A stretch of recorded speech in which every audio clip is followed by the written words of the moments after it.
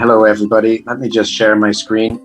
So what this actor mapping tool is, in its essence, is a very simple way of getting people around the table to collectively think about what it is they are trying to achieve in terms of their goal, but also then who they need to be talking to and who are the people who really have that power to influence the outcome they want to see. This is the kind of tool that has been used since time immemorial by grassroots organizations. So anyone who's coming from the NGO background or civil society will have seen this before.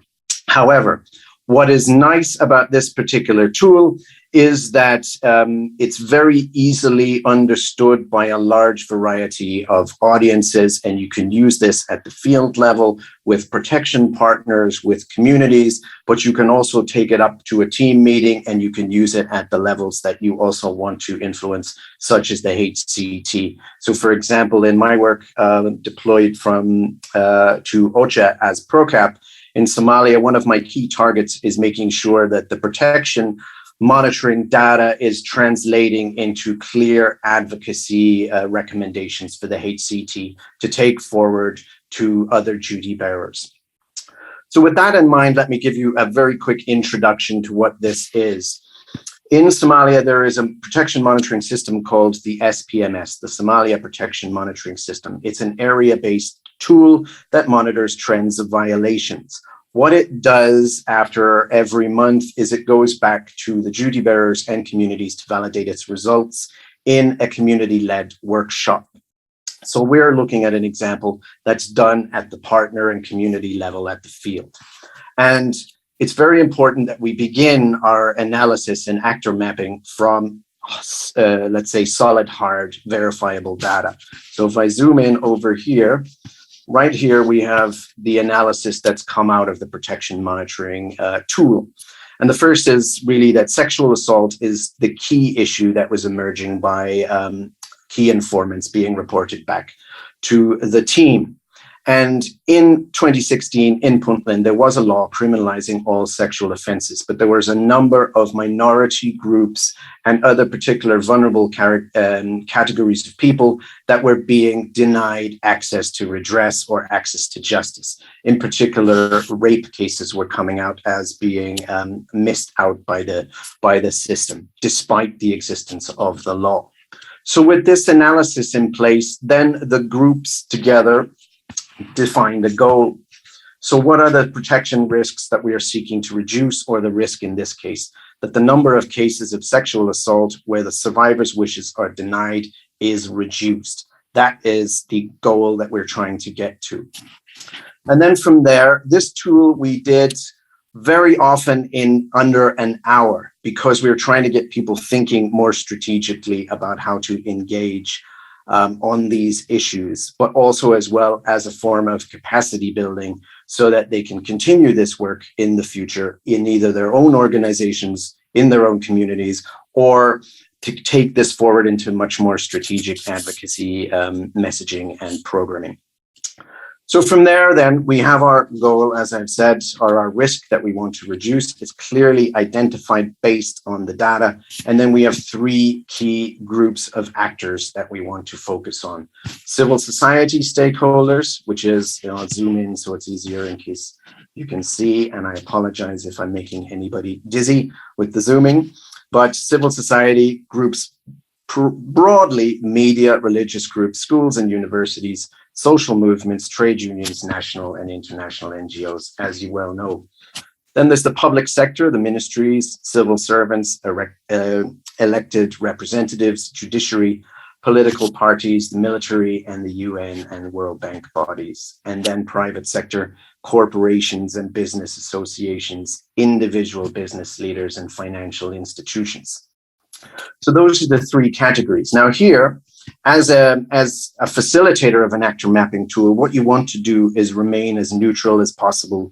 You don't bring your agenda to the table, and you allow this to emerge from the participants.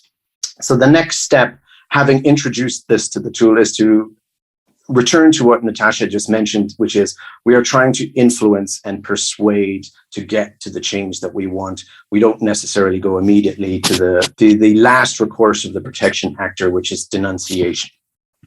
And from there, using our old trustworthy sticky notes, we're able to convene a brainstorm with the participants on what it is, who they think are the key stakeholders we need to influence at those three levels: civil society, public sector, and private sector. Now, here again, silence is your friend. Don't be shy. Give people some time before they start coming forward with suggestions.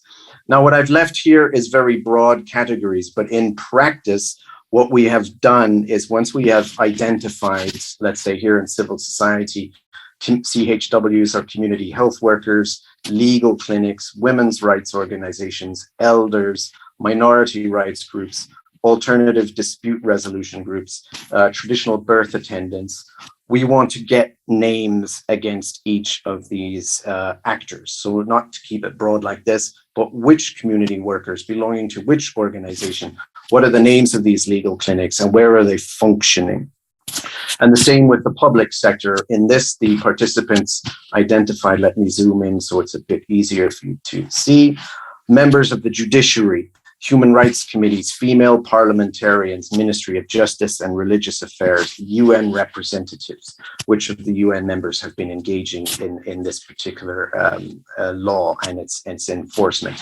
The Office of Human Rights Defenders, law enforcement, teachers, and education actors. And then finally, for the private sector, they identified legal firms, local business owners, telecom companies. Believe it or not, this comes up quite often, the power of telecom companies and how we should be engaging a bit more with them. Individual female lawyers, pro bono lawyers, and media associations. So with that, we press for names, put names against each of these. And if I go down here, we discuss a little bit the motivations of the stakeholders. So knowing that minority rights and women-led organizations have campaigned on the issue, they have a lot of vested interest in the topic. We also know that minority rights from the protection monitoring analysis or minority clan affiliated individuals are being denied access to justice. So again, they are a key player in engaging on this particular issue. We also know that female parliamentarians, are instrumental in pushing the law through the system, and they have influence to political and economic resources. And then finally, we know also we have UN reps who have taken a prominent role in pushing the law through and want to see impartial access and assistance in support of survivors. And it's also codified in the UNSCDF for the next 5 years under outcomes 2 and 4.3 on security, rule of law, and social development. And then finally, as I've mentioned, the telecom firms, they can mobilize information, they can share information, and they also have a lot of power with the political community as well.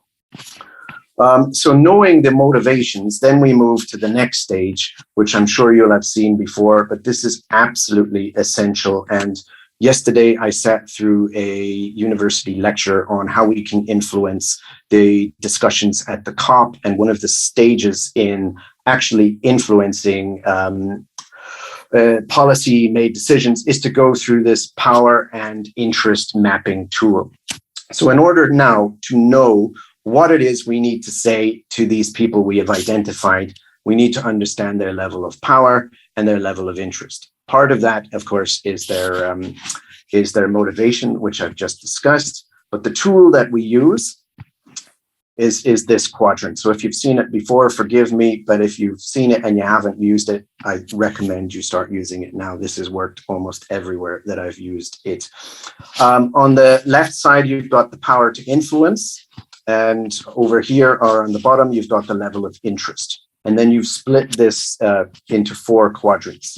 Down here in the green on monitor, you have low level of power to influence and a low level of interest in the topic that we're trying to change. In the terms of power to influence in blue, we have a high level of power to influence, but not a lot of interest. And if we move to the right, Down here, you have slightly more interest, but not a lot of power to influence. And up here, this is the area that we would initially start in. They have a lot of power to influence, and they have a lot of interest in the topic. So if I zoom in there first, you will see that human rights committees were selected by participants, law enforcement agencies, women parliamentarians, UN reps, Office of the HRD in Puntland, Ministry of Justice and Religious Affairs, from private society, female lawyers and pro bono lawyers, and then from the community, you have the traditional birth attendants, women's rights organizations, the elders, and the female youth group. And then let's say down here in the power and least influence, you have local business owners and telecoms, although I slightly disagree with this one based on the amount of time that telecom owners particularly come up. So now, knowing this, we know that these are the categories of people that we want to focus our message on. And I won't go into how we've designed the message and the subsequent tactics, but in terms of the steps, what we want to do is once we have identified these groups, this is our first point of call for identifying our allies through constructed messages and tactics. But also what we want to do is this group here and this group here understand how they may block our efforts.